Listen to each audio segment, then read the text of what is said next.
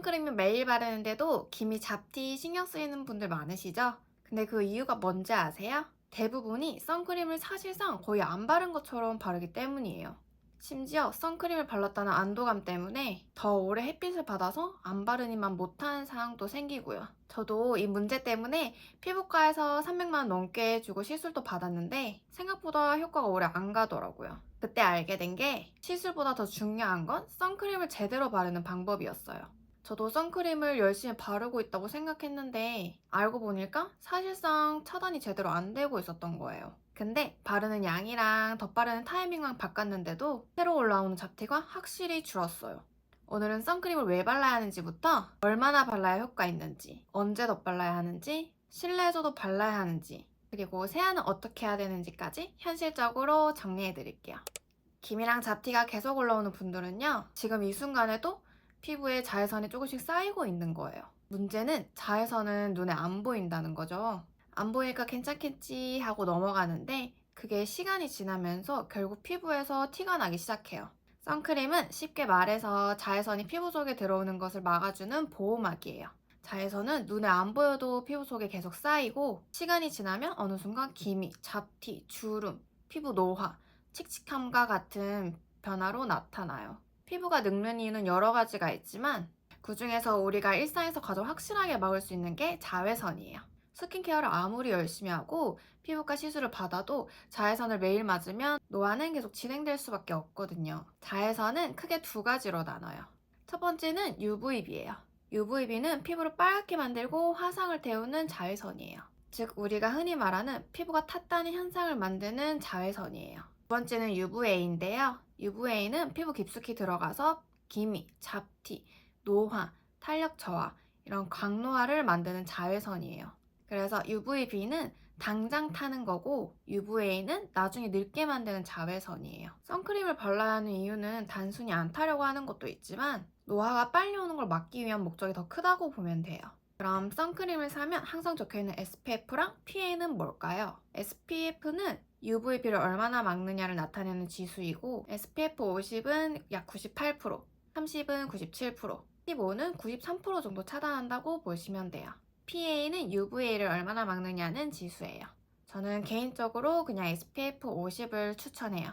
선크림은 권장량대로 발랐을 때 FPF 50만큼의 효과를 나타내요. 만약에 SPF 50의 선크림을 절반만 발랐다면 SPF 25가 아니라 12에서 10점 정도로 효과가 떨어지게 되거든요. 그리고 대부분의 사람들이 권장량만큼 선크림을 잘 바르지를 않아요. 게다가 마스크 때문에 마찰도 나고 유분이나 땀 때문에 시간이 지나면서 무너지기 때문에 실제 차단력은 더 떨어지게 돼요. 그래서 덧발라줘야 하는 거예요. 예를 들어서 제가 예전에는 선크림을 안 바르고 나가는 날에는 양산이나 모자를 쓰고 긴 팔을 덧대어 입고 자외선 신경을 썼었거든요. 근데 선크림을 바르고 나간 날에는 선크림 발랐으니까 괜찮겠지 하는 안도감 때문에 양산이나 다른 자외선 차단 없이 하루 종일 햇빛에 노출되었었거든요. 이렇게 선크림을 제대로 안 발라서 오히려 더 노출되는, 안 바르니만 못한 상황들이 되게 많았어요. 선크림 정량의 쉬운 기준은 두 가지예요.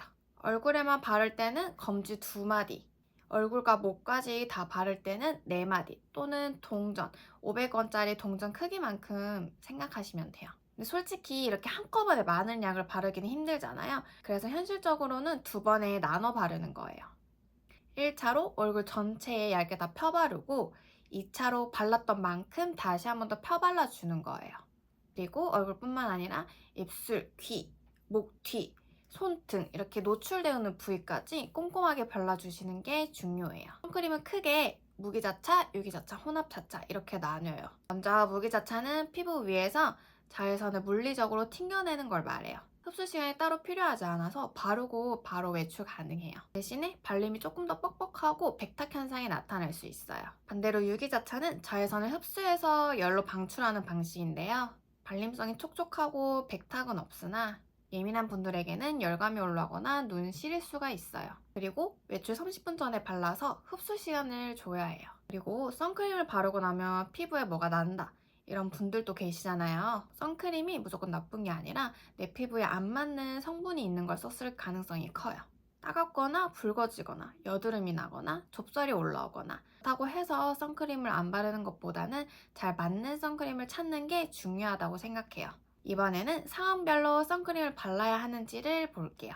첫 번째, 흐린 날이에요. 오늘 흐리니까 괜찮겠지 이렇게 생각하시는데요. 흐린 날에도 자외선이 존재해요. 구름이 자외선을 막아주는 게 아니라 여러 방향으로 퍼져서도 들어올 수 있어요.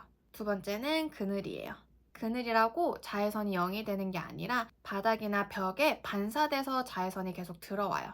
세 번째, 실내예요.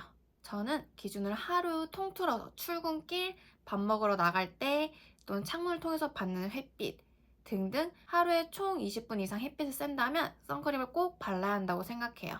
여기서 중요한 건 UVB는 창문을 통해서 대부분 차단이 되지만 UVA는 창문을 통과해서도 들어오기 때문이에요. 그래서 창가 자리에서 일을 하시거나 오랫동안 운전을 하는 분들에게는 실내라도 선크림이 필요할 수 있어요. 네 번째, 형광등이나 LED예요. 일반적인 형광등이나 LED 조명 때문에 선크림을 바를 필요까지는 없어요. 물론 아주 특수한 환경에서 강한 빛을 얼굴 바로 앞에서 하루 종일 받는 경우라면 가시광선이나 블루라이트의 영향이 있을 수 있지만 대부분의 사람들은 그런 환경이 아니기 때문에 실내 조명 때문에 늙는다 이런 걱정은 하실 필요가 없어요. 마지막으로 세안이에요. 선크림을 발라서 피부가 상하는 것보다 세안을 과하게 해서 피부 장벽이 무너지는 경우가 더 많아요. 요즘은 이지워시 선크림도 있어서 이런 제품들은 폼 클렌징만으로도 충분히 세안이 가능해요. 근데 워터프루프 제품을 썼거나 야외 활동을 오래 했거나 선크림이 강하게 남아있는 날에는 이중 세안을 해주는 게 좋아요. 중요한 건 이중 세안 자체보다는 매일 강하게 오래 문지르는 세안이 문제인 거예요. 이럴 때는 클렌징 오일 그리고 클렌징 폼 조합도 좋고요. 민감성 피부라면 클렌징 밀크랑 약산성 클렌징 폼의 조합도 좋아요. 클렌징 오일이나 밀크를 쓸 때도 오래 문지르지 말고 짧은 시간 안에 부드럽게 녹여서 헹구는 거예요. 오늘 핵심 내용만 정리해 볼게요. 선크림은 여름에만 바르는 게 아니라 사계절 내내 발라야 하고요. 특히 야외 활동이 많을수록 정량 바르기, 덧발라주기, 양산 챙기기까지 같이 해줘야 돼요. 그리고 각자 개인의 상황이나 피부에 맞게 선크림을 쓰시면 됩니다. 다음 영상에서는 오늘 다루지 못한 선크림 고르는 법, 피부 타입별 추천, 실전 내용을 더 자세하게 가져올게요. 영상 봐주셔서 감사합니다.